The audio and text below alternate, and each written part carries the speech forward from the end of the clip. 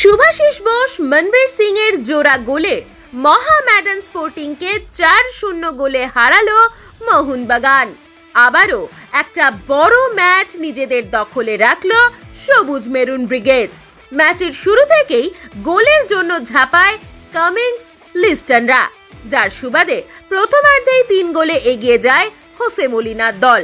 12 মিনিটের মাথায় প্রথম গোলটি করেন শুভাশিস। 20 মিনিটে গোল করে ব্যবধান বাড়ান মনবীর সিং। প্রথমার্ধের একেবারে শেষ মুহূর্তে নিজের দ্বিতীয় গোলটি করেন শুভাশিস বোস।